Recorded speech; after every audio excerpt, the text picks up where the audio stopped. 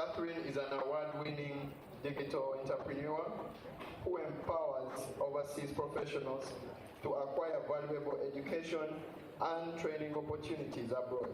Catherine was recently recognized for sharing over 100,000 digital downloads to professionals sharing valuable information about professional training and career advancements. Catherine delivers remote clinical training to students and surgeons at Makerere University and Uganda Cancer Institute, and facilitates online clinical discussion forums for East and South Africans, bridging healthcare and education through digital platforms. She is currently leading a perinatal mental health project in Uganda with the Ministry of Health and the NHS England, training healthcare champions and establishing and translating sustainable screening and treatment practices. Catherine contributes to AI-driven healthcare innovation solutions, advocating for culturally adaptive digital health technologies to enhance accessibility across Africa. As a panelist at the Vitendo Digital Health Symposium 2025, Catherine will provide insightful perspectives on digital rehabilitation, AI-powered healthcare solutions, diaspora contributions, and the integration of technology into medical education. Her multidisciplinary approach, blending clinical expertise, digital entrepreneurship, and healthcare advocacy makes her. Ladies and gentlemen, join me in welcoming.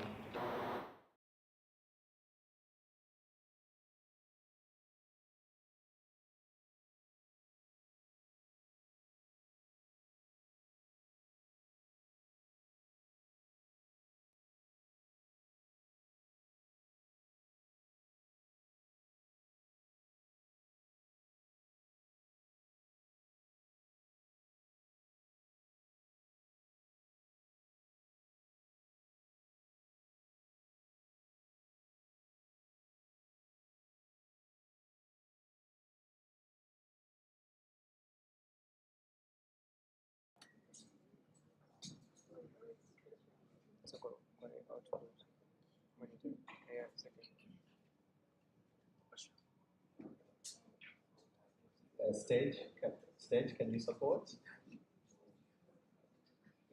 Loud, need help here? Hi. Okay. All right. Everybody is the mic. All right. Dr. Catherine, we're glad to have you at the Vitendo Symposium. My first question to you, very quickly, is how can digital health solutions address the challenges of providing rare and specialized services, including rehabilitation, for urgent and time-sensitive conditions such as stroke and brain injury in Africa? I know this is your area, so we're happy to be here. Thank you so much, Andrew, and everyone who's here. Very happy to be here. Being here was which is somehow good. I got less time to panic. I got less time to panic and less time to prepare. Yeah, hopefully what I can share will actually give you more insight into rehabilitation. And that was really great. I speak quite fast, so I won't waste your time. But I think number one is, as we already heard from speakers yesterday, AI is really good with, if trained, predicting everything, including assessing our patients, diagnosing them, and even now identifying and modeling therapy and treatment. So in rehabilitation, we are quite very time sensitive and also intensity sensitive. You'll find that if someone has got a damage in their brain, or if they've got a cancer or anything that has happened to them, it's very time sensitive in such a way that when it comes to the brain, we need to act immediately and intensively. And I come from a background where, from a profession which wasn't recognized and still isn't, especially in the public sector, and so it's private individuals who have to actually provide intensive treatment to people who may not even afford it. So having something such as AI, technology, and the digital provisions has really helped us to advance treatment, as well as provide intensive treatment in a time-sensitive manner. And the next point is saving time. I remember a time, I'm such an advocate, and I remember a time when I was speaking to therapists, because I began teaching immediately. I graduated, which wasn't really easy, but I remember therapists running out so much because since there are no facilities in the government sector to have these therapists for people to come and reach out to them, they are now forced to keep hopping from one home to another or to ignore patients who are coming to them. So I reached a point where someone has to get either on a border or has to reach 5 patients in one day. So you're moving up and down the whole day. You also have to remember what your role is when you get to the patient. Reached a point where people are giving up until we had some solutions which were digital, such as tablets, where you could literally just program a tablet with the treatments for a patient, therefore just mainly focusing on assessments and then going on and checking on them after a while, which was really helpful. And I love the fact that yesterday there were speakers were talking about how we basically there is less privacy, but it's us who are more technical and understand it. But when I'm thinking about, for example, mental and psychotherapy, I would rather go into my bedroom and use my phone or tablet than walk to Butabika. I have struggled to even recommend people to go to Butabika for treatment because they're going to be seen either going there, entering there, or something is going to bring it out that they're going to Butabika, and the perception of that is still very bad according to how the culture and stigma is. So I feel like it also allows us some sort of perceived privacy and access to healthcare. And again, scalability. I'm a digital entrepreneur, and in 2024, I was able to share up to 100,000 digital downloads to people. They are mainly educational, but I know how scalable it is when you're working with in the digital world. So I feel like that's a very strong point even in healthcare. If we can sort of like think of e-programs, for example, in therapies, I don't know if in the other medical medicine, they can actually prepare treatments, prepare programs. You can literally reach 1 million people in the same year, which you cannot do as a person who has to be there in person. And you know, in remote areas, you have a village, a whole village of hundreds of people who have only one specialist. So imagine if you have a solution where you can reach all of these by simply preparing the information or preparing the programs that can also predict levels of, if it's to increase therapies or treatments, something that can predict that. Thank you, Dr. Catherine. So yeah, you have spoken about offering the care digitally, but what are the key challenges that you have encountered in implementing the digital health solutions that you have done in Africa? Thank you so much. So again, briefly, we are facing a big challenge with literacy, and when it comes to literacy, it happens at different levels. You will find someone who has been through university who will struggle to adapt to technology, maybe because they did not get offered any ICT training. And again, you may find someone who has been very interested and they probably stopped at primary level and they have so much knowledge. So I feel like when it comes to literacy at this point, I won't pick up on the universities, but I'll just I think encourage all of us as healthcare workers, innovators, that it's your role to teach. You among your products, you need to actually involve teaching as one of the products, and heavily, not just a one-off, we're launching and let's teach people how to use it. And also sometimes offering a volunteering to teach people for free, because that way they'll feel comfortable, and therefore all these solutions will be more friendly. So that mainly. Funding, I think, has been addressed over and over. Language barriers. I'm currently working on a project where we have to translate it to the local language, but the challenge is before we do that, we cannot pause healthcare. We still need to do it. And I've observed nurses and midwives trying to translate some of these things, and it's very, sometimes even embarrassing. They don't know how to translate some of them. Some words are foreign, for example, when it comes to mental health. Therefore, that has been a really big challenge as well. There's so much more, but I think those are my thoughts too. You said you're volunteering, so are the training institutions that are in the room able to approach you to volunteer as well? So we have had to go to training institutions to actually get support, such as translating some of these tools. And mind you, the School of Linguistics has a provision to translate any medical, any healthcare tool. The professors there are waiting for you. They've translated, I think, thousands. My colleague here, I think, thousands of tools to local languages. So please utilize them, trust them. Don't just walk into a door and translate tools. For example, mental health is very sensitive. A lot of things can be mistranslated, and I guess every other healthcare. So that has been a really good collaboration. They were very welcome, although they did something on the side. We tried to say, can we just try and collaborate? They were like, no, we have something else to do. But yeah, utilize the School of Linguistics for official translation. But then there was also opportunity for us to look into that. Are there any processes or any official step-by-step guides to translate tools, so that we don't end up providing things that are not very consistent or accurate? Yes. You are a Ugandan medic based in the UK. I would like to ask you, how can the African diaspora contribute to advancing digital health and AI-driven healthcare solutions in Africa? Yes, thank you. So I've spoken to a few few people, medical professionals who are based here and those who are based in the UK, and everyone is saying, oh, we cannot reach the others. They are both looking, but they cannot reach each other. So I don't really understand. But there's so many platforms. For example, I was graced to be at the launch of it's a Buddha association, the British Uganda Doctors. They launched it and they're looking to collaborate. They're looking for opportunities to serve, and even they received some funding, whatever the amount, they're looking for where to put it. So I would encourage that we openly open our arms to get in touch. We also have an association for allied health professionals, and luckily both opened around the time when I just moved to the UK, and it was really good to be part of them. They have so many projects going on, so I'm happy for anyone here to link them to them. We have a representative from the British Ugandan Doctors Association here, and I'm from the British Ugandan Allied Health Professionals Association, so please engage. There are so many opportunities. And then I think accessible training programs, I think this is something I'm really very passionate about, extending trainings and courses. So I think we had a speaker before who was saying we are diaspora in our minds even when we have not left Uganda, but there are so many resources, Cambridge, Oxford, and other free platforms that are offering free information and training. So even if you don't have the time, at least recommend these resources to whoever you reach out to. Yeah, and that should make a difference. Great. And finally, very finally, what role does cultural adaptation play? What role does cultural adaptation play in the successful implementation of digital health technologies in Africa? Okay, so I think this was really hard to avoid, so I think I've already addressed it in some of the points, and mainly, I think firstly was the translation is very important, and let's try to follow official protocols and make sure we're translating these things accurately, because just one person asks wrongly, you may either misdiagnose, mistreat, and obviously patient loses time every day that comes around. And then another example is community engagement. I think this is going out to all innovators and everyone in healthcare. Again, it's your job to train people.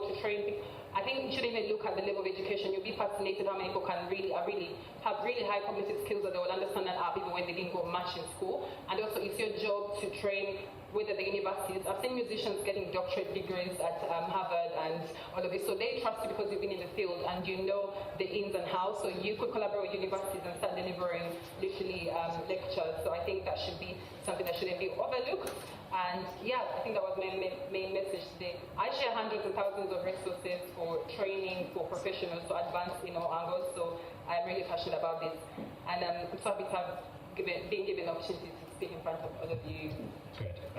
Dr. Catherine, yourself, together with Dr. Jan Muchibi, medics from the diaspora, and you have attended the Vitendo Symposium from day one to day two. What are your final remarks? And I would like you to put them in the context of the Vitendo Digital Health Symposium Africa 2025. Thank you. To me, we perceive ourselves as we are a developing country, but the kind of problems we have can only be solved, or can mostly be solved by this digital technology and the world. Because imagine, when shall we have doctors posted when the numbers are actually increasing? Less doctors, more patients. When shall we reach people in the villages? So I feel like going there and actually trying and introducing into this new world, whether it's ICT skills, we shouldn't wait for people to get to university to start learning these skills. I feel like once we know that technology is a solution, then we shall have better acceptance of it and use for it. So I'm heavily on education and capacity building, whether capacity building for professionals or for people at any levels. Try and break these things down to their level of understanding. Don't avoid a place because you feel, I don't think they'll really get it. People will really surprise you, and people are born with their cognitive skills to understand technology, IT, and everything. As we know, no one trains anyone to use their phones, but before you know, they'll Snapchat, they'll Twitter, and everywhere, and they're doing really well. So we should be set. Yes, I think that's my final remark. All right, thank you so much, Dr. Catherine. Big hand clap for Dr. Catherine. And we're very excited to have you attend VIDIHSA to the very end. I think at this point in time, we should get ready. The person with the certificate, are we stayed by? Okay, thank you so much. Another hand clap to Dr. Catherine. Thank you so much. Okay, I think Dr. Catherine will receive a certificate at the very end. Right about now, we should get ready for another few minutes with Dr. Hiromu. He's going to make a presentation, and I think he's going to use slides. Dr. Hiromu came all the way from Japan. Yeah, he holds a PhD in computer science, and he's built very amazing systems in Japan. He's worked with the Ugandan Ministry of ICT, and he's also worked with JICA, and he's very passionate. He was invited on short notice, and he quickly got here. So thank you so much, and let's please listen to him. I would request the stage to be cleared for his presentation, and when we are done with Dr. Hiromu, we'll have a couple abstract presenters who are making also 5-minute presentations, and thereafter we shall close with Keegan Scotland from South Africa. Thank you so much. Dr. Hiromu, you have the floor.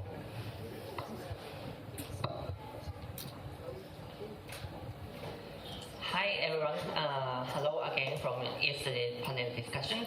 So towards concluding this conference, I want to provide some kind of slides and the demos about how we can apply AI technology for medical context, taking the example from what we have developed in Japan. And could you go to the next slide? So for the introduction, I want to remind you about myself. So I'm a researcher at the Max Planck Institute, which is the largest German national institute, research institute. And this is a photo of my institute in Berlin. So we, Max Planck, has 84 facilities across Germany, and we so far have 39 Nobel Prize recipients. And the research target of Max Planck crosses interdisciplinary fields, including physics, life science, and of course, we have dedicated centers for behavioral science and the artificial intelligence. And here I'm doing research about the artificial intelligence. Next slide, please. Could you go to the next slide? Hi. Yes, thank you very much. And then also I affiliate a Japanese startup company which develops AI technology for medical application. And our mission is realization of a society in which children can survive, grow, and choose their own future regardless of the environment. So we have talented people here, like 13 medical experts, doctors, and the 8 AI researchers. And we have collaborated with many Japanese universities and also global institutions. Next slide, please.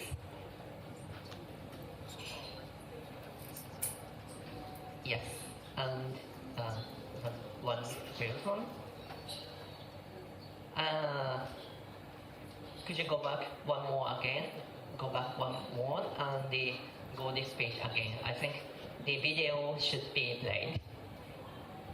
But let me continue the explanation. Next page, please.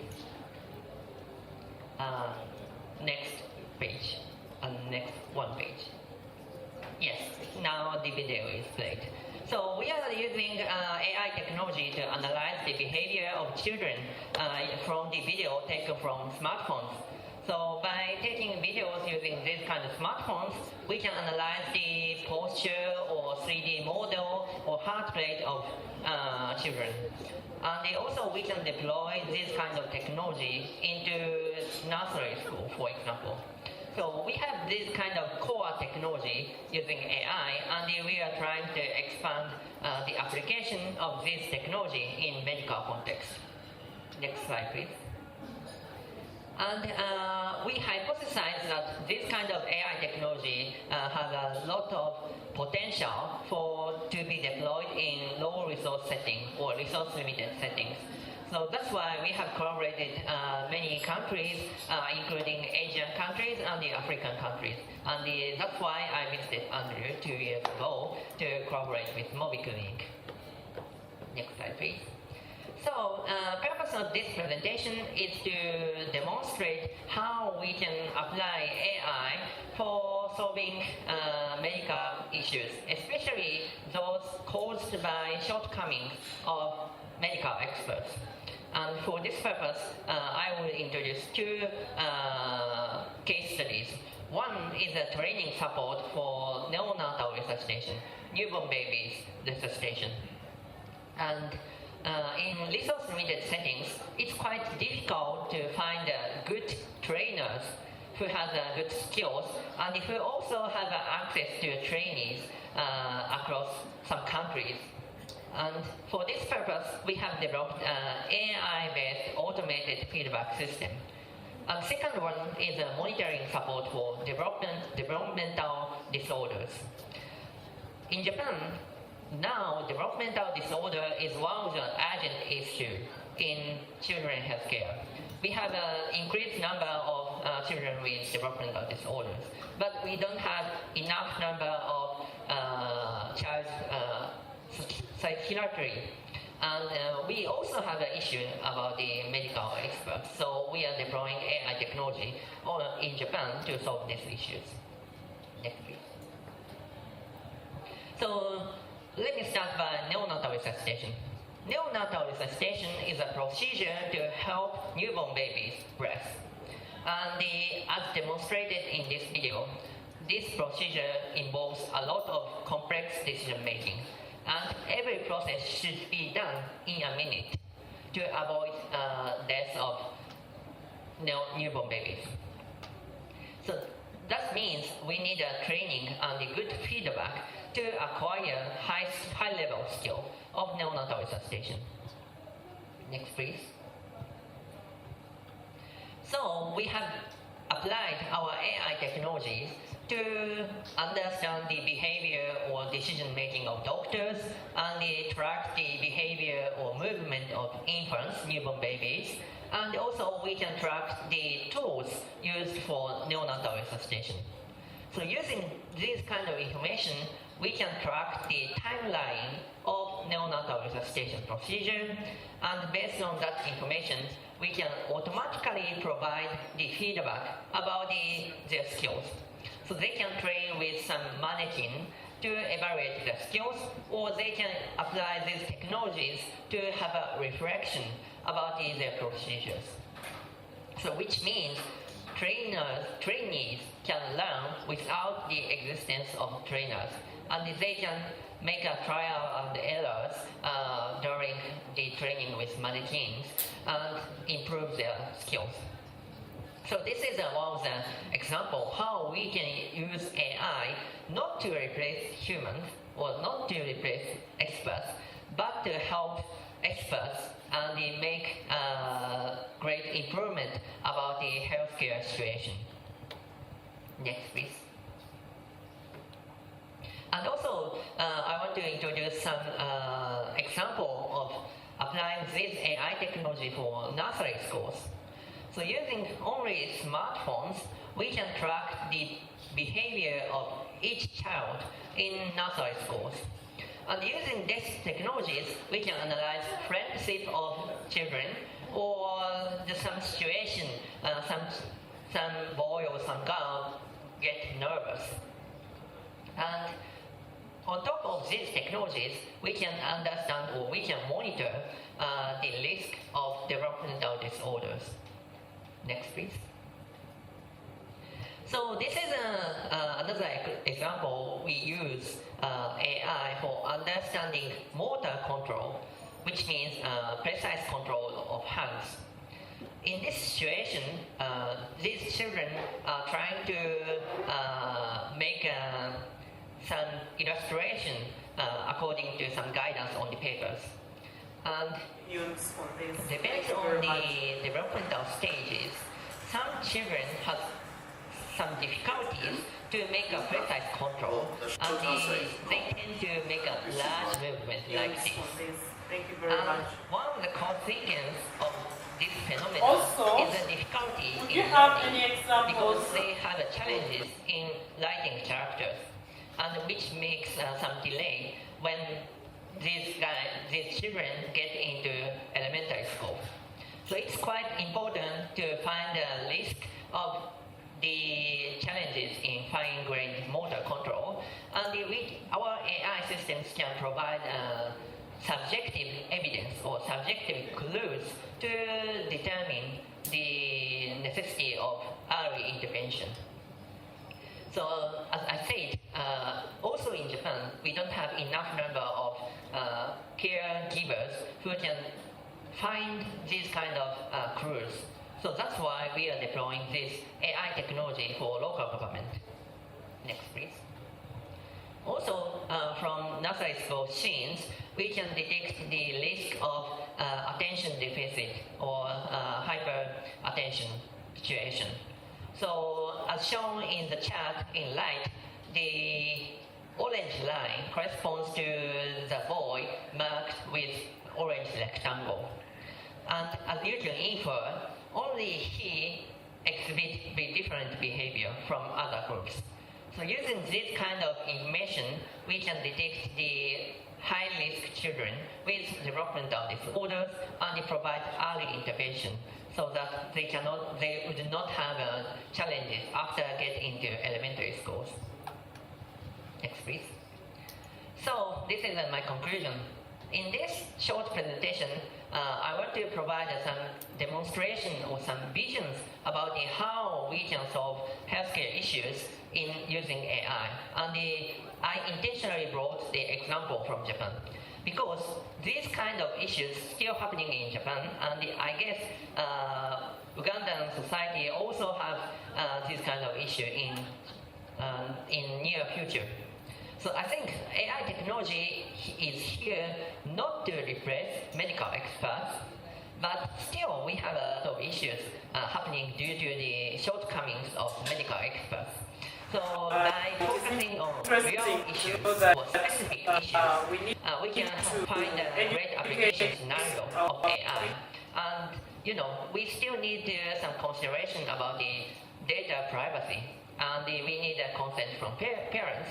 But once we got over these kind of challenges, we can have a great application and the great potential of using AI for solving medical societal issues.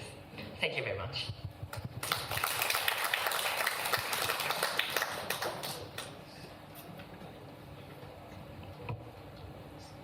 So, do we take some questions or do we go to abstract presentation?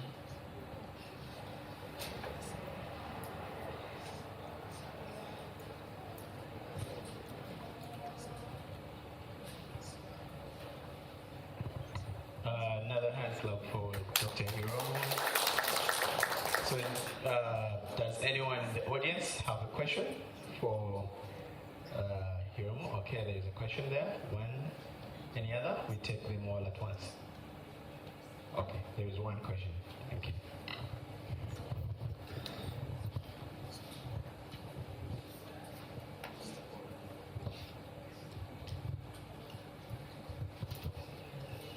Thank you so much for the presentation, Dr. Hiram. I don't know whether this is a question. My name is Tom. I work with the Association of Ambulance Professionals Uganda. At the association, we are carrying out European Resuscitation Council courses. We are the only accredited center in Uganda. When you talk about neonatal resuscitation, you're communicating to me what we are doing at the center. And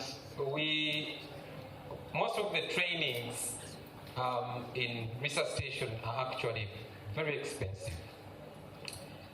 When we started, we had to get instructors from Germany, and it has taken us 2 years to build the center.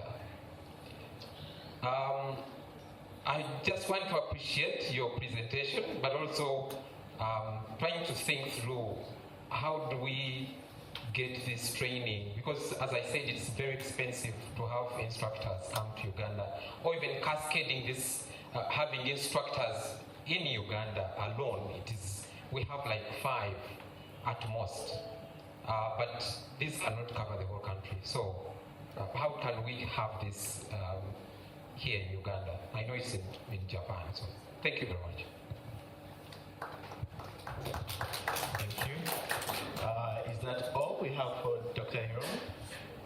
Okay, so, all right. Dr. Iromu, thank you very much. Very interesting presentation. Very interesting. My thought is about and we were discussing this about yesterday, about if you look at it from a cultural relevance perspective. If you look at different geographies, different cultures, the way kids are growing up, etc., there are differences in that. What is your roadmap as far as improving your technology to ensure that it caters for the different cultural settings, especially what happens in Japan and Africa are totally different, so how are you handling that?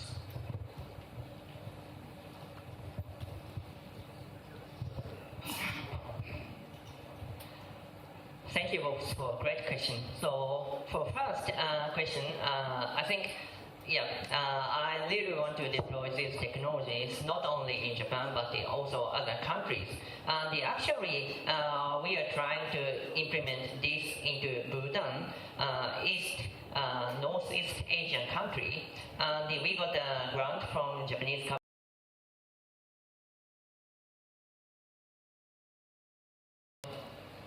This kind of development support grant has a room for supporting first year deployment, but only for first year. And after that, we have to make some business model to make it sustainable. And one of the great point and the disadvantage of AI is the cost. So, initial development cost is not so much expensive compared to implementing a physical training, distributing a lot of mannequins and inviting trainers from Germany, for example. But AI has incurred the cost after initial deployment because they need inference and they need computation power to analyze. So this is exactly what we are struggling with. And we are trying to convince JICA and the Japanese government to expand the grant scope to support sustainable implementation. But at the same time, I think we need to find another way to do it by not relying on public grant. And one of the possible way is to collaborate with local startups. We are happy to export or franchise our AI model, and of course we need tuning for local context, including how to deal with the difference of skin colors. But the cost of fine-tuning or cost of franchise is much cheaper than initial development of AI systems. So I think if we can make a good collaboration with startups like us in Japan or our developed country, and startup in developing countries, I think we can make a more sustainable model, and I'm happy to take an opportunity. And for the second question, as you said, the context of developmental disorder is highly dependent on cultural background. And the birth rate of Japan is quite low compared to Uganda, and that's why we had a more focus on how to support the development of each child. But sometimes we try to provide care too much or too careful. So this is one of the points we need a tuning. And also, again, I think we need some collaboration with local university or local startup. But at the same time, in my understanding, the birth rate in Uganda is also declining. And I assume that in decades or in several decades, the focus of child health care would transition into supporting development of disorder or this kind of autism or something like that. So that's why I think this kind of technology has a lot of opportunity to be implemented in Uganda and the other countries. And we want to maintain a good balance about making it fully tuned to local culture, but also we want to envision the future of society or child care systems. Thank you. All right, good. Big hand clap for Dr. Rose. I hope we learned a lot. Professor Rose has a question for you.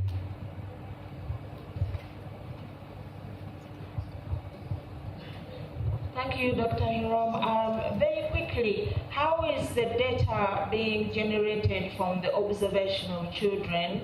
How is that translated into clinical data for clinical decision making within a clinical context? Because who is monitoring, how is it linked to the health system data for decision making? And then my second question was about skin color. So all the children being studied are one skin color. Is the technology transferable to children of other colors, for example? Or it doesn't matter what the skin color is because the sensors are picking something else? Thank you very much. And for the first point, we want to support child psychiatry doctors. And now, without these technologies, each doctor has to spend more than 2 hours or 3 hours to make a diagnosis, because they invite children into their room and they make some tasks and they observe the response and they observe the conversation with other adults. But with this data, we can provide some evidence or some subjective data to the doctors, and they can make a quick diagnosis within 15 minutes.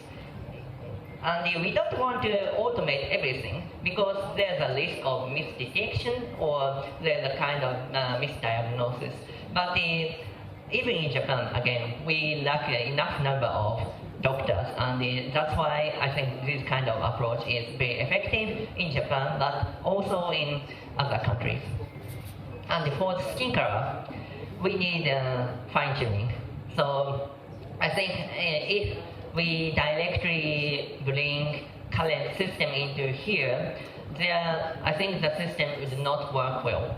But the cost of fine-tuning is very cheaper than developing initial systems. So I think if we can collect data of 15 children, I think it's quite enough to kick off our implementation. Thank you. All right. Thank you so much, Dr. Hiro. I hope we have all learned a lot. I hope we just didn't take away the birth rate. But beyond the birth rate of Uganda versus Japan, we actually got to see artificial intelligence and its abilities it can do for children in development. Are we all still fine? Okay, great. So at this point in time, we would like to hear from another colleague who has very interesting insights. Traveled all the way from South Africa for Vitendo and would like to share the depth of his knowledge very briefly with all of us here. Ladies and gentlemen, let's welcome Mr. Killian Scotland. Hi everyone. It's great to see the room still so full. I know everyone's tired, but I think we can all agree that it's been a momentous 2 days. So in that sense, I want to just take a very brief moment to acknowledge Dr. Andrew, his team, Moby Clinic, Yo Clinic, Professor Rose for bringing us all together. So and I think I bear a huge responsibility here, because to follow on from all the discussions that have come today, it's also a monumentous task. But my aim while standing up here is not to bring new information. We've heard so many thought-provoking perspectives, new solutions, collaborative perspectives, and my aim is to bridge all of that together and tie it in a nice bow so that we can actually take it back home and start implementing it. So in saying that, Vitendo, the Symposium, it is here to bring about change in the digital health space. And we've got to ask ourselves, but what does that actually entail? What does it mean? Who's involved? Why are we doing this? And we've got to start looking at the facts, and then look at the figures, and then look at what can we do next. So when I asked myself the question, and this was about 2 a.m. this morning, trying to think, what am I going to say? How am I going to close? But it's actually simple. If Africa does not work to unify our voice, we're going to be stuck in a healthcare system that has led us to 500,000 African children who die annually. That's our healthcare system currently. Or more importantly, an additional 1.6 million people that have malaria, tuberculosis, HIV. And if caught early, we know we can treat these. And that is why digital health has to come forward. As we go on to the next slide, I love our use of technology here, manual labor. I'm going to start with something bold. Africa's next revolution in healthcare is not going to be built in a hospital. And we've seen that with the solutions that have been pitched here, and that it is not going to be. It's going to be built in a classroom in Kisumu, or a shipping container in the Eastern Cape in South Africa, or a village in Nairobi, and that is where the innovation is going to come from. And that is what we need to encourage the people from our left to our right, in front of us, behind us, to work towards. And today I'm going to try to show you why this system, a decentralized model, digital health model, is not only critical, but it's imperative that we start working towards it. And as I move on to the next slide, the numbers, the fun part of it. As we all know, Africa is booming. The population is growing. I was reading a statistic, and I found it so interesting that by 2030, 42% of the global youth population is going to be located in Africa. And I see that as such an advantage that we have, such a crucial bit of information, because that's our youth, it's our empowerment, it's our future we need to start working towards. But the reality is that 55% of our current population still live in rural or peri-urban areas, and we need to come to terms with that. And more importantly, that 70% of Africa's healthcare resources are located in urban cities, in the well-built-up areas that no one can get to.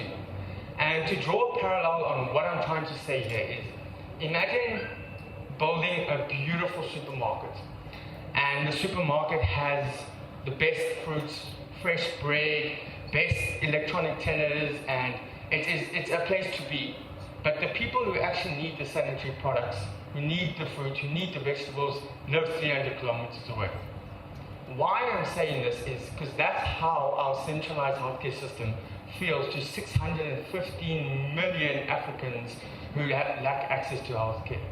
That is why we need a digital mobile movement. That is why we need a digital decentralized healthcare system. Our current system is brilliant in design, but broken in reach. And that's why, as I move on, touching on a few more numbers, Africa has 25% of the global burden diseases. It's a horrible, horrible statistic. Even worse, we only have 1.3% of the workforce to address that. Rural mothers often walk 20 kilometers to access care. And I don't know about you, but just over the last 2 days standing, I got blisters on my feet. So to walk 20 kilometers, it's scary. And 43% of South Africans live rurally, but only 12% of doctors treat them or serve them. Now this is a South African statistic. I'm sure this data translates to Uganda, Ethiopia, Botswana. It's an African crisis that we're dealing with. and nearly 280 million people in sub-Saharan Africa remain offline. These are scary thoughts. Now, yesterday, we had a lot of deliberation about the use of AI, and we had a lovely lady who gave us the use and how they're using AI. I want to bring to your attention something I read from the World Health Organization, that in Britain, and I think we can move to the next slide when we get there, but I'll continue. In Britain, there are 30,000 deaths annually. In the United States, there are 100,000 deaths annually. And more, 1.5 million people are injured due to the ineligible doctor's handwriting. So, and I was looking for our family doctor in the crowd here, but this is a very simple crisis, but these are really scary statistics. Right? So people were asking, how do we integrate this technology in it? And I think we're overcomplicating it. We need to break it down and to look, where can we plug it into the most simplest solutions to make the biggest impact? And now we're talking about saving lives, countless of lives, with the simple thing of attaining notes and making sure that the patient understands what they need to do. As I move on, what is digital health? I think we've heard so many things here. It's difficult to actually say, what are we dealing with? What are we working with? What do we have to do? So digital health means flipping the system. We know the system doesn't work. We need to turn it on its head. And in order to do that, it means care no longer only belongs in facilities. Care belongs where the people are, where the problems are, where the solutions are needed. It looks like a nurse who has diagnostic equipment in her backpack in the community, or a community health worker sending a referral via WhatsApp, and I think we will have the data privacy rules and regulations in place before doing that, or a young team of entrepreneurs who have a screening business that they utilize in their village huts. That is what digital health incorporates. That is the epitome of what we have to build. It's still medical, it's still rigorous, and it's still connected. The only difference is it's adapted and modeled for African realities. And that's what we need to focus on in this movement. Let's take a step back to 2013. Let's go back in time, and let me tell you guys a quick story. This is Umi. No, I think, go back. There we go. This is Umi, and this is a very sad story. Umi is malnourished, fragile, and dying from pneumonia and diarrhea. For those of you who haven't heard the story, it's a critical story. Illnesses like this should not be killing our children today. Her ribs were pressed to her skin, her eyes too tired to cry. This photo went viral all over the globe. There was groups that rallied together, people came together, but unfortunately, Umi succumbed to her illnesses. This is not because we didn't have the medicine. This was not because we didn't have the resources or the bright minds that are in this room in there. This is because our healthcare system failed her, did not reach her in time. And that's what we need to gather together to fix. But her voice was heard this day, but her parents and her prayers weren't. And millions and millions passed quietly. No name, no photo, no hashtag, nothing. And that, my esteemed colleagues, is the crisis we face. That is where the urgency comes in. No matter from what segment, if you're political, if it's economical, financial, if you're a small business owner, if you're a doctor, it has to be a collaborative effort so that we can address this crisis. As we go on, I'm almost done. I can see some tired faces, but we're almost there. This is a bit more of a light-hearted story. This is my team and I thought we were brave one day. And we decided that we manufacture this equipment, let's utilize the equipment. So we get in the car, there's three of us, we jump in the car, get some coffee, and off we go. We arrive at the school. The school has nothing more than 2 or 3 buildings, small container buildings, 1 bathroom and a small shade thing. And we say we are going to do 300 diagnostic hearing assessments in one day. And I don't know what was crazier at the time, the fact that we thought we could do 300 diagnostic hearing assessments in one day, or the fact that we thought we could manage 300 children in one day. But we landed up doing both. And why I bring the story to you is because we didn't bring a hospital, we didn't take them to hospitals, we didn't build a fancy clinic with funding money that looks pretty. All we did is we took our will and our equipment, we found where it was needed, and we achieved it. And that is the definition of decentralized digital healthcare, taking the care to the people. That is, it's the definition of doing more with less. And as Africans, I think we can all agree that we are very well accustomed on how to do that. It's just about how do we capitalize and leverage on that same mentality. As I come to a close, almost, what does this look like at scale? For those of you who want to take something out of this, take this back to your organizations, to your universities, to your businesses and that, and you want to think about how can I implement this? Am I doing something that's worthwhile? Look, let's do some self-reflection. We've identified the issues that are at hand. Let's do some self-reflection. What does this look like at scale? Well, it's a system where screening, diagnosis, and follow-up happens where the people are. Where first-line intervention does not rely on infrastructure or hospitals.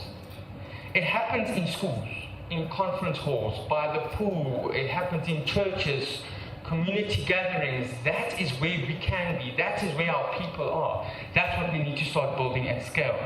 And I'm not saying, as I stand here as RSMM, as a private business, and that we have all the answers.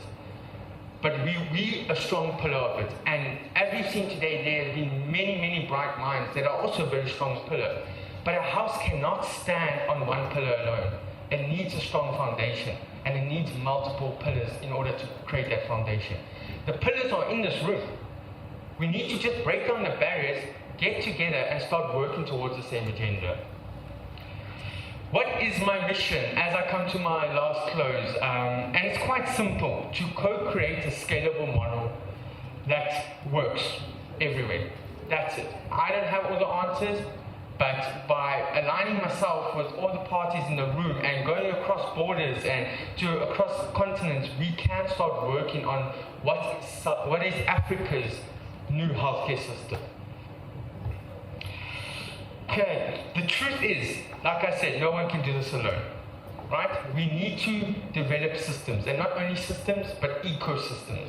Many conversations have been had around this, and I think just to touch on this, it is not only government that's going to come and save us, and it's not only private industries that are going to come and save us, and it's not only doctors that are going to come and save us. We need governments opening up policy and procurement. We need startups innovating for the first line. Last mile. We need investors funding impact over hype. We need the people who are being invested in to not use the money for hype and use it for impact. We need tech providers ensuring that connectivity is in the heart of these areas. We need everyone working together collectively. Let me close with this. Africa has always been expected to follow. And as I travel to this country, and what a beautiful country, I don't think I've seen a country with so many people that smile everywhere you go. And what I realized, what I realized is that Africa has always been expected to follow. You know, we looked as the poor cousin or the second best, and we adopt what someone is already trying to adopt. And what if, by building a system, a healthcare system in scarcity, we can build a model that the world actually learns from. We don't adopt, they adopt from us. We have the capabilities, we have the resources, we have the human capital. We just need to pull together. And maybe the next great model in global healthcare will not come from New York or Geneva, but just here, on African soil, with our intellectual properties and our solutions for our people. Not because we have more, and we all know we don't, but because we dare to do more with less. And with that, I just want to remind us of what is the agenda we're working towards, and let's take what we've learned from this digital health symposium, and let's carry it forward, and let's bring it to the next symposium, threefold the amount of people that are in this room. And we're just going to have to work tirelessly to find a bigger building, more sponsors, But I think collectively we have a better understanding of what needs to be done. We just need to go now and do it. Thank you.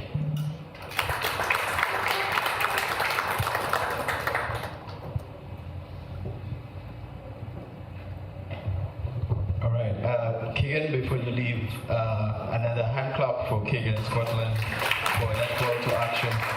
Maybe I'm going to give 1 minute. Keegan, yes, before you sit here. Is there a reaction, a question? Two people. A reaction, a question. Two people who are very good with summary. Yeah, thank you. Testing. Yeah, we're almost there, guys. Last mile. Thank you. That's actually going to be my point, that there's I think you have a very good presentation. There's a school of thought that thinks that the last mile should actually be the first mile.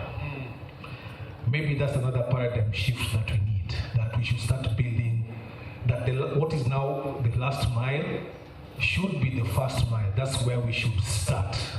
So that, and then, because if you build for what is now the last mile, those solutions will be able to solve problems for everybody else. So maybe something to think about. Just a comment. So off that, I'll quickly touch on that. And that's, what you just said is exactly correct. And there's multiple perspectives that have been brought up. And what I can draw a parallel to is that we need to be having these conversations on the regular, because that is correct. But there's someone in the back that also has the same mentality. But if you keep those type of things to yourself and you don't share them with whatever, no one's ever going to be able to then formulate change. So yes, that change is needed and the different thinking is needed, and that's what I try to wrap up here. But 100% correct. I'm fully in agreement with you. Thank you so much, Keegan. I really love where we landed with Vitendo. The conversations have been so inspirational, and I really like where you have ended. You know, Africa has always been, following or expected to follow. It's time we led. Can you speak a little bit to what is the bottleneck? Why are our people not able to believe this and run away with it? Because we have spent about a few years now saying, Africa is where everything is going to happen, Africa is the next big thing.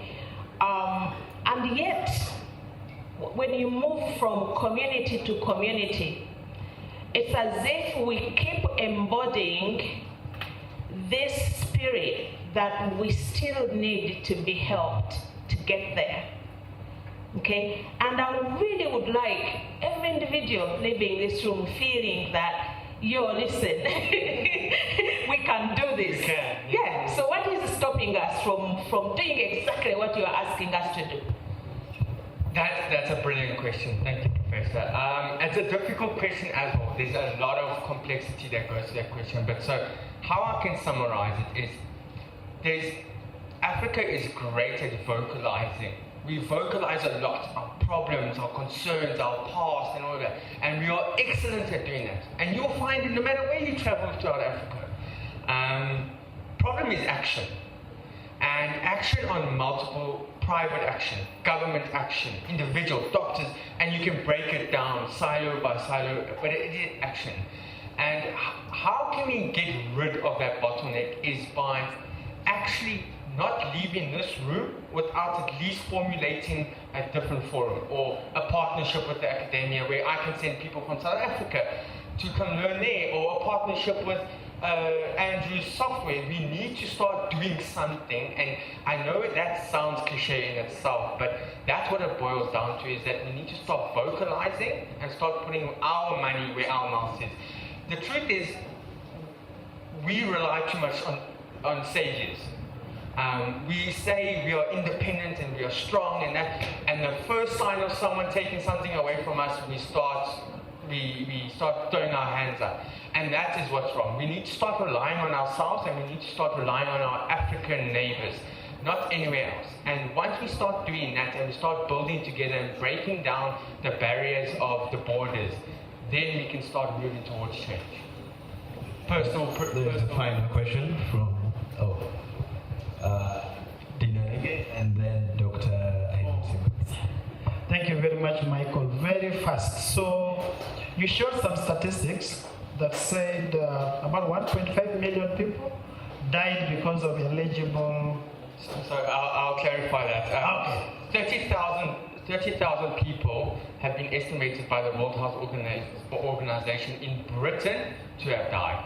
100,000 people in the United States has died due to medical charts or prescriptions being misinterpreted in that. 1.5 million people have been noted to be injured due to the illegibility, the writing. Okay, thank you. Yes, actually that's where my interest is. I don't know if you went further to find out what probably caused that. Is it then it ends up with wrong diagnosis, or are they then just ignored because there's no plan for treatment? And how can technology help? Thank you. So I think we would have to track back. It's a good question. I think we would then have to take it back to the drawing board and look at all the touch points from when the doctor prescribed it to when they were delivered to the pharmacy. We need to look at those touch points and say, what is happening? Somewhere someone is educated enough to say, well, no, you need something like this and you're getting this. How technology can be, if we look at what Google has done, you jump on any Google meeting these days, and they have a little plug-in thing called Gemini.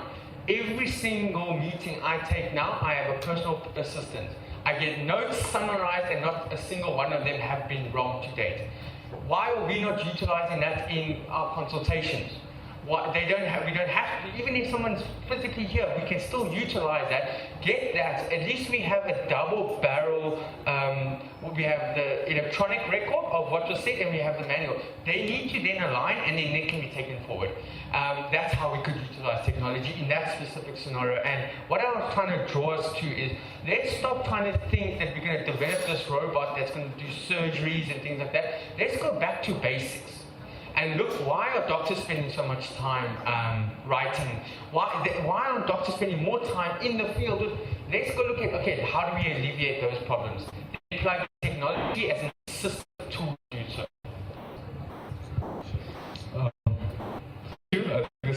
I like that the professor decided to put it at the last thing. I felt energized by his talk. I don't know how many of us felt that way. They say save the best for last. Yes. Thank you for that. Thank you for the optimism with Africa and how fragmented we are, and how we want to deliver this, technology that's tech-based, but also community-owned, which I think as MSCAN, we have a big component of that, in that we train midwives to actually use our machines, and anywhere they are, they can actually go to a mother. And in COVID, we actually had a home-based care as well. Right. So there's potential for that, but mine is a question of, I think, the conversation that affects us, that's beyond here. I had someone say we shouldn't talk politics, but the conversation around how we have the infrastructure to support whatever we're trying to do. If we don't have, I think the energy poverty that Africa has, over 500 million Africans don't have access to power. So there is that, and there's also the incentive to make the first mile, what we call the last mile, the first mile. And what do you think is the best strategy for us to have that, pilot it, and then scale it on the continent? Thank you. Off the infrastructure, we can tie infrastructure to resources, and a lot of us say we don't have resources. And resources, we don't have resources to reinvest into our businesses and our communities to develop this infrastructure. But what we are still forgetting is, or we are oblivious to, is that there are people that do have those resources. And I think we always look for the financial aspect, but when has a medical center tried to partner with a telecommunications company to say, why don't we join force? Our government's not going to bring it. Or they are, but they're going to take 90 days for the procurement process, and we know that 90 days is 180 days, and that's how governments work. And that's what we've done now in South Africa. We flipped the script. We can't get through to government. No matter how hard we try, we shout, we scream, we can't get through to government. So we flipped the script. We went to the people who have the resources, who built businesses around this. and we said, this is what we're doing, this is what needs to be done, this is the impact it will do. Without even a sweat or anything done, deal signed. And then we've developed partners and partners and partners, and that's enabled us to now expand across continents. That's the reason why I'm here. It's the reason why we can do community projects. It's the reason why soon, hopefully, we'll be working with CK and a cochlear implant project. And all of those things, because we just said, well, let's not go to the people who we've always gone to because it's not working. Who else can I go to? That's with regards to infrastructure. For example, to bring it into real life context, Andrew, I think that his team, the Yo Clinic, has a brilliant software solution. I have the medical equipment. We have patients that need to be served, and we have doctors and workforces that just don't have. Why don't we just use Andrew's resource, use my equipment, align our interests, and then deploy it?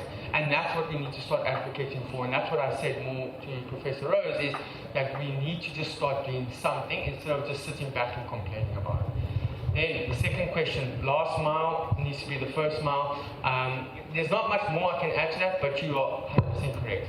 And one of the panelists earlier said that we've got to flip the system, right? We've got to focus on the communities, get involved with the communities. And we've got to do that on all touch points. So I am in agreement with you, and how I can end that is let's open up a discussion. Let's sit down and say, what does that actually look like, and how can we implement it, and how can we teach others to implement it? Thank you so much, Keegan. Was there still a follow-up question? I think at this point we should clap for Keegan.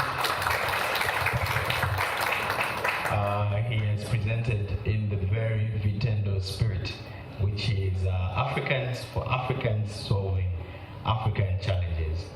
At this point, we'd like to invite our final segment of the day, which is quick abstract presentations, just 5 minutes, and then 5 minutes of questions.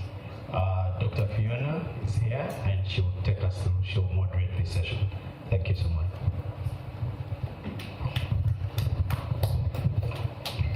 Thank you. Thank you very much, Andrew. Our distinguished guests, delegates and participants, good afternoon. I hope we are okay. I would request that we stand up and stretch a little bit. After lunch effect. I am not very good at that. How I wish Professor Ben was here to take us through aerobics once again. So stretch a little bit, please. For some of us who can still bend and touch your feet, please. Fitness. Oh my God. Okay, so it has been an amazing day. I have actually been inspired. I have learned a lot. And my prayer is that we take home what we've learned from this symposium and then be able to implement innovations that will be able to respond to some of these key issues that have been addressed through this symposium. Since we have only 2 presenters, I would like to do justice and invite Mr. Bashir. I already had my session yesterday, so I want to be fair enough. Mr. Bashir, as you walk forward. Oh, he's here already. So the participants have only 5 minutes. We have 2 participants, and that is Dr. Aisha and Ms. Mary Nanyanzi from Clark International University. Mr. Bashir, you're welcome. Thank you. Good afternoon, ladies and gentlemen. I am Bashir Mulbi. I am a faculty member at Clark International University. Allow me to welcome Dr. Navukera Aisha.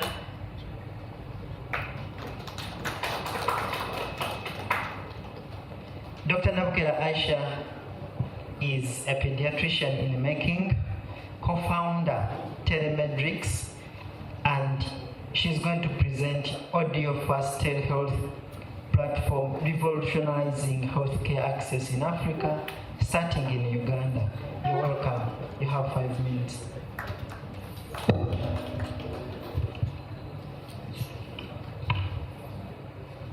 Thank you so much, Dr. Bashir, and thank you so much, Clark University and Vitendo, for bringing me here to speak for the voiceless. Yeah. So,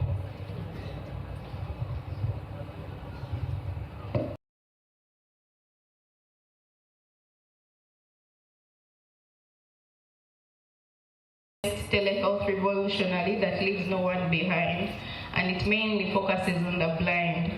Yeah, we have had a lot of digital health platforms that are really reaching out to several people, but we are looking at people that are blind. I don't know if my slides were shared, and yeah, they can be displayed.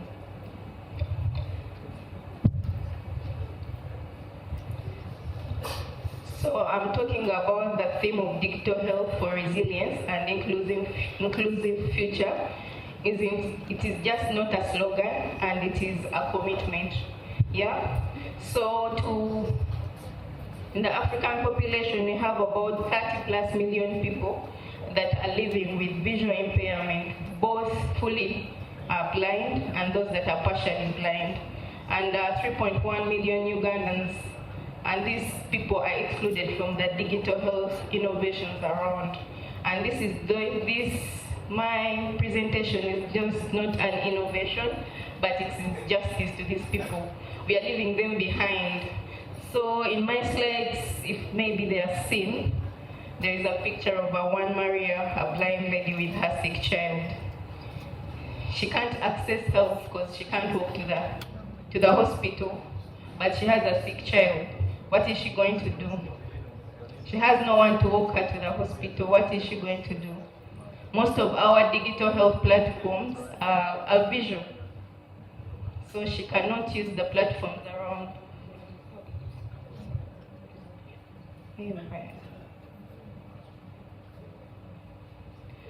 So she cannot access all these available digital platforms. So that's where I come in with the visual-based telehealth platforms, where we can use USSDs, where someone can just call in for help. We can also use the AI-based algorithm, where we can send in audio-based interventions to this person.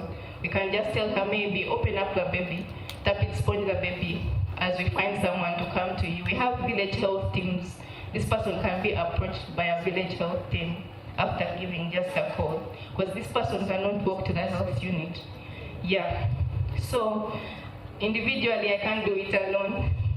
Yeah, that's when we call in collaborators, mainly the NGOs, mainly those that are working with the blind people, then our Ministry of Health, and then also we look at the telecom companies giving us access to the USSDs and also subsidiaries to these calls. Yeah. So that we can help these people. And there is an estimate by 2050, the population of aging, growth and urbanization might lead to an estimate of 898 million people with disturbances in vision. And 61 million of these will be totally blind. So who is going to help this population? Yeah. So with this looming crisis, it demands immediate intervention and action. Thank you.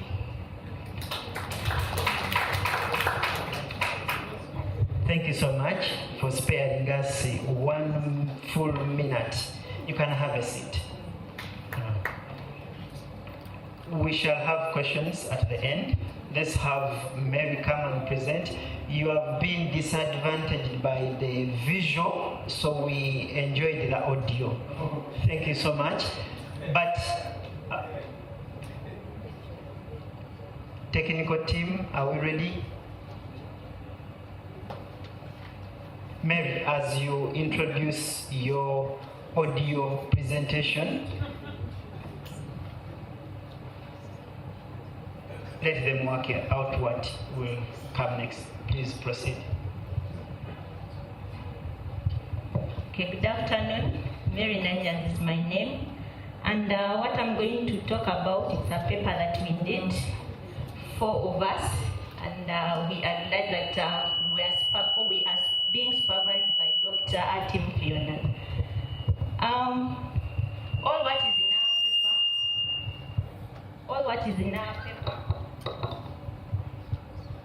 in our paper, it has been a talk since day one. AI, public-private partnerships. So at first I regretted, and I wanted us to present first. But then I consoled myself by saying I saved myself from a lot of questions, because we have had people from all sections talk about this. So it is the effectiveness of AI-driven telemedicine in strengthening the healthcare system in public-private partnerships for health, and it's a systematic review. So we have had, next slide, we have had definitions of AI, definitions of telemedicine, definitions of public-private partnerships. So with that, all that involves the use of machine learning algorithms, which such algorithms allow a computer to learn from the data and past experiments on their own. So with that, it can give an effective outcome. And the methodology we used, we followed the PISMA 2020 guidelines, which gives an overview of improved transparency, completeness, and accuracy of reviews and facilitates assessments in healthcare. Then those are the databases that we searched from a time frame of 2015 to 2024, and the inclusion criteria of AI telemedicine public-private partnerships with measurable health outcomes. Then with that, we saw it's the designs that we used only high-quality reviews, studies that had the randomized control trials. Before that, we had selected 15 studies, and we ended up with 8 of them that we got what we wanted. And among those, we considered studies which had randomized control trials, 3 of them, that all had information of assessing the effectiveness and the interventions of AI and public-private partnership. Then the cohort studies, yes, 3 of them, which had information of the useful and understanding of longitudinal impact and real-world applicability of AI. And then studies with case evaluations, which had an illustrative context, insights, and visibility of AI and public-private partnership in a health setting. Then, as we also considered studies with AI use, mostly the predictive analytics, the diagnostic algorithms, the virtual assistants, and the triage bots. The triage bots were these are the systems that used to prioritize patient care, okay? That can give guidelines for care-seeking decisions. Then we came up with the findings of that AI-driven telemedicine systems combined with can lead to with the public-private partnership models used can lead to improved diagnostic access. And among the study indicated that there is a 60% accuracy in the use of these diagnostic tools. And then that it can lead to enhanced patient engagement, that these partnerships and the AI-powered apps have increased patient adherence and checkup routines by 30%. Then the streamlined operations and decision-making, there is a 40% reduction in triage timing. But then we had to they had to check for everything. But as the use of these AI apps, you go knowing your pressure, your BMI. So it reduces the timing by 40%. Then increased healthcare access, especially in rural or resource-limited settings. So among what we reviewed indicated there is a 20% increment in healthcare services. Yes, a person who has received medication from a central region can still talk to a doctor when travel to another region, northern or eastern, can still talk to a doctor and a doctor can advise accordingly. So that is the percentage. Then we also emphasized the role of the public-private partnerships. We have had talks since day one. So this is one, it enabled deployment of technology and infrastructure as the private sector bring in their knowledge, table what they have, what can the government do. Okay, so that law helps them to foster innovation via cross-sector collaboration. Here, the public-private sector and the government, when they work hand in hand, you can also think of the outcome, right? Then the PPPs have models, but we only looked at the most effective model, that is research focused, which at the end of the day accelerate innovation, and the second is the service delivery, which direct implementation. Then the partnerships promote sustainability and scalability of telemedicine systems.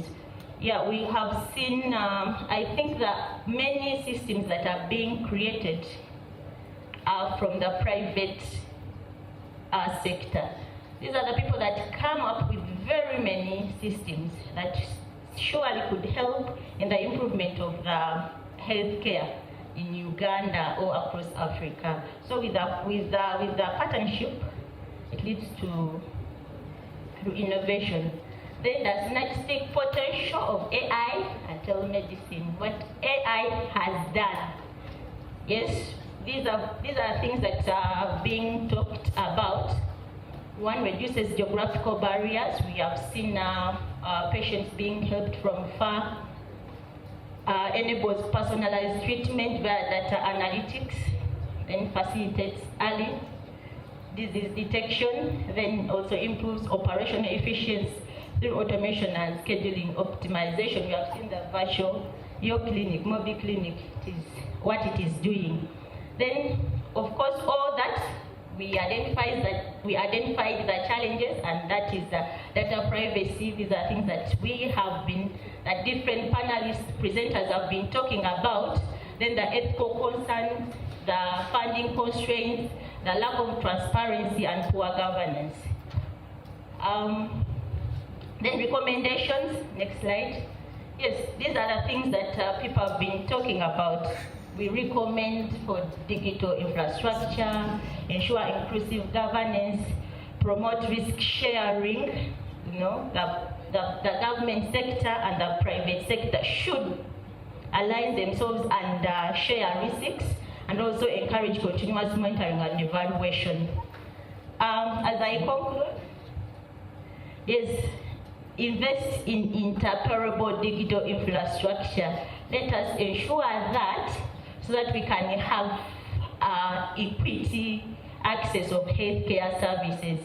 Yes, let those systems, Mulago, private health facilities, be able to talk to each other, and also be able, when they talk to each other, we shall be reducing on medical errors. Thank you. Thank you so much, presenters. Questions, we have a few minutes. Please take a seat and note the questions you had. Technical, can you present Dr. Nabukerazi as we go through the questions? Colleagues in the audience, any questions?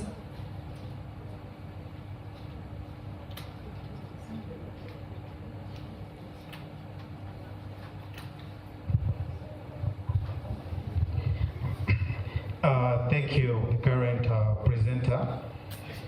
has done a research on AI and so forth. I work for a hospital in data protection and security. Currently, it's part of our innovation as well to go digital transformation in making sure that the hospital goes AI and all these technologies. My point of interest rotated around triaging, AI triaging.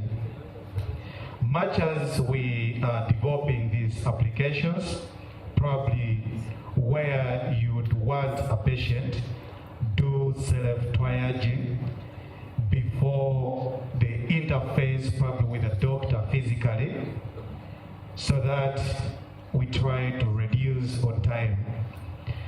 But I want to note that, do we have to integrate these AI triaging apps with our hospital systems first of all? Because we know as you're triaging, there are possibilities of changes in your, triaging details.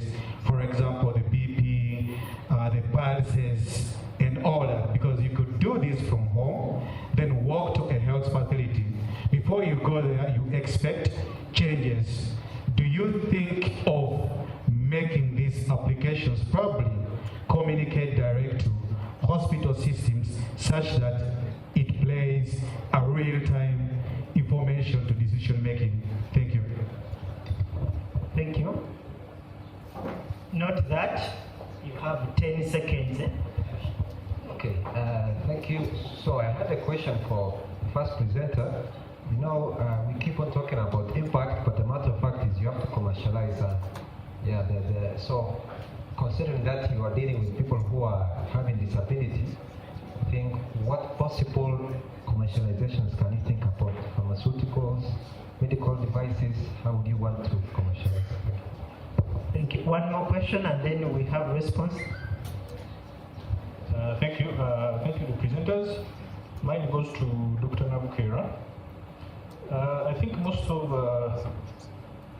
the innovators, they don't think Pan-African. And actually, I'll agree with the doctor who has just been up. Can you please tell us whether this is going to be Dr. Nabukera's app, or people will refer to it as our app? Thank you. Question one. Okay, thank you. The integration of AI with hospital systems, I can say yes, but at the end of the day, we need the human touch. So as we integrate these AI systems into the hospital settings, it is not the final result. That's why after getting a virtual consultation with the doctor, you are being requested to visit a health center physically. So yes, it is applicable and we need AI, and at the end of that day, when you find time, you have to physically visit the facility for final results and other advice. Thank you. Does it help in the visit? Yes, they help, and they help in measuring the percentage. Then what is being considered is the human response, the human touch. Okay, Dr. Nauke, is it your thing? How will partners benefit? Continue. Okay. Thank you so much for that question. How will partners, really this platform or innovation that I'm thinking about is mainly benefiting the community, and as you see, looking out to the partners, mainly the telecom companies and the NGOs and all that, it's like a give back to community. Yeah, giving a USSD code to a community that is at a subsidiary price than the previously, I think it's about 500,000 to to get a USSD code. I don't know the maintenance cost, but giving it as a subsidiary will be like a give back to community. Yes, they will be getting back because of course a consultation with time will be like $1, but as compared to the time that the person would take to take on a bus or to walk to the nearest health facility and even eventually losing the baby. Yeah. All right, thank you so much. It's because of time, we would want to have more engagements, but I think you're going to be available for whoever would wish to interact with you. Get ready with your proposals. I'm very sure there are many people who are interested in here. For the organizers, thank you so much. And let me take back the podium to the organizers. Thank you.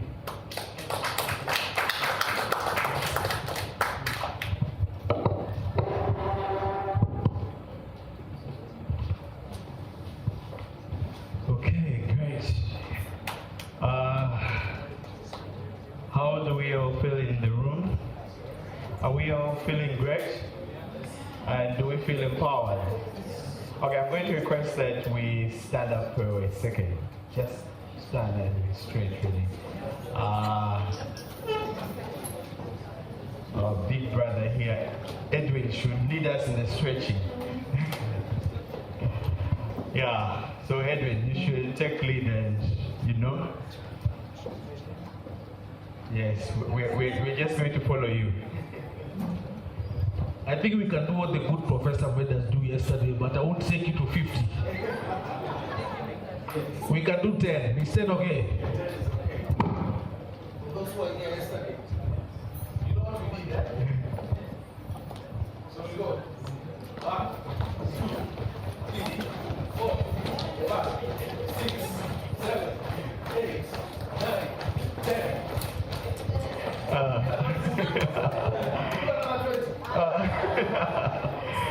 Thank you for that wake up. And yeah, so for those ones who chopped gym, thinking they are coming to Vitendo, you also found a bit of gym here this afternoon.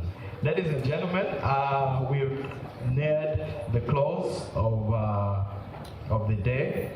I would request that I'm looking for Professor Rose. Is she still around? Okay, that's good. Okay, as Professor. Oh, okay, sure.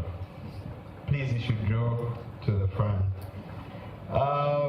Yes, we have had our inaugural Vitendo Digital Health Symposium Africa for these past 2 days.